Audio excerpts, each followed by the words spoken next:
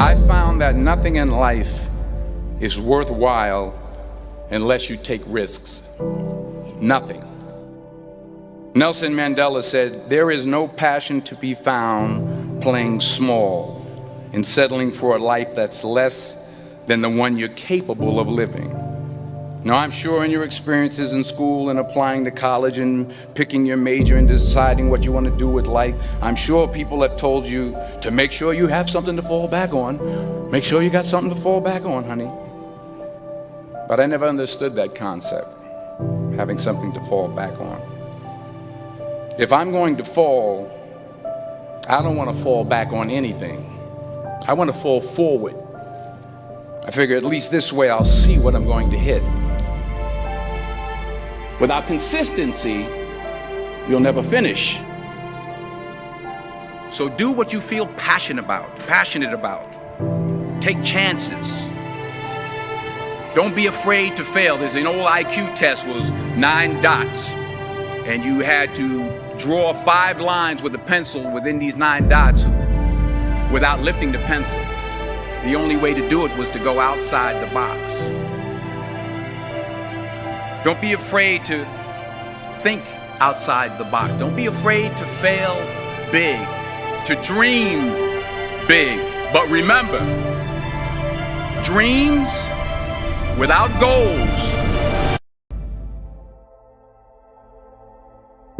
Reggie Jackson struck out 2,600 times in his career, the most in the history of baseball. But you don't hear about the strikeouts. People remember the home runs. Fall forward. Thomas Edison conducted 1,000 failed experiments. Did you know that? I didn't know that. Because the 1,001st was the light bulb. Fall forward. Every failed experiment is one step closer to success. You've got to take risks, and I'm sure you've probably heard that before, but I want to talk to you about why that's so important. You will fail at some point in your life. Accept it. You will lose. You will embarrass yourself. You will suck at something. There's no doubt about it. And I know that's probably not a traditional message for a graduation ceremony, but hey, I'm telling you, embrace it, because it's inevitable.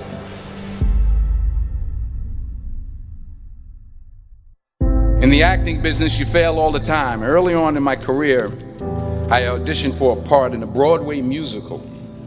Perfect role for me, I thought, except for the fact that I can't sing. I didn't get the job. But here's the thing. I didn't quit. I didn't fall back. I walked out of there to prepare for the next audition, and the next audition, and the next audition. I prayed. I prayed. And I prayed. But I continued to fail, and fail, and fail. But it didn't matter, because you know what? There's an old saying, you hang around the barbershop long enough, sooner or later you're going to get a haircut. So you will catch a break, and I did catch a break. Last year, I did a play called Fences on Broadway. But here's the kicker. It was at the Court Theater. It was at the same theater that I failed that first audition 30 years prior. The point is, every graduate here today has the training and the talent to succeed. But do you have the guts to fail? If you don't fail, you're not even trying. I'll say it again. If you don't fail, you're not even trying. To get something you never had, you have to do something you never did. Just imagine you're on your deathbed, and standing around your deathbed are the ghosts representing your unfulfilled potential. The ghost of the ideas you... Stop! Dacă știi ce este Netflix sau ai... The ghost of the talents you didn't use. And they're standing around your bed, angry, disappointed, and upset. They say we came to you because you could have brought us to life, they say. And now we have to go to the grave together. So I ask you today, how many ghosts are going to be around your bed when your time comes?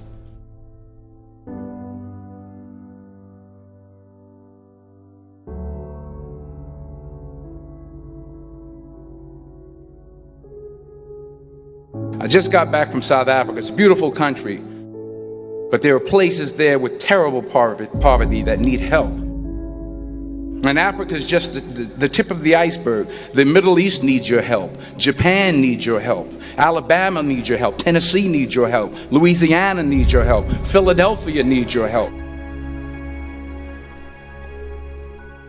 The world needs a lot, and we need it from you. We really do. We need it from you young people. I mean, I'm not speaking for the rest of us up here, but I know I'm getting a little grayer. We need it from you, the young people, because remember this. You got to get out there. You got to give it everything you got, whether it's your time, your talent, your prayers, or your treasures. What are you going to do with what you have? I'm not talking about how much you have. Some of you are business majors. Some of you are theologians, nurses, sociologists. Some of you have money. Some of you have patience. Some of you have kindness. Some of you have love. Some of you have the gift of long suffering. Whatever it is, whatever your gift is, what are you going to do with what you have? All right, now here's my last point about failure. Sometimes it's the best way to figure out where you're going. Your life will never be a straight path. I began at Fordham University as a pre-med student. I took a course called cardiac morphogenesis. I couldn't read it, I couldn't say it, I sure couldn't pass it. So then I decided to go into pre-law, then journalism. And with no academic focus, my grades took off in their own direction. I was a 1.8 GPA. And the university very politely suggested that it might be better to take some time off. I was 20 years old. I was at my lowest point. And then one day, and I remember the exact day, March 27th, 1975, I was helping my mother in her beauty shop. My mother owned a beauty shop up in Mount Vernon. And there was this older woman who was considered one of the elders in the town. And I didn't know her personally, but I was looking in the mirror, and every time I looked at the mirror, I could see her behind me, and she was staring at me. She just kept looking at me. Every time I looked at her, she kept giving me these strange looks. So she finally took the dryer off her head and she said something I'll never forget. She said, "Young boy, I have a prophecy, a spiritual prophecy." She said, "You are going to travel the world and speak to millions of people." And in the years that followed, just as that woman prophesied, I have traveled the world and I have spoken to millions of people through my movies. Millions who up till this day couldn't see me, who up till this day I couldn't see while I was talking to them, and they couldn't see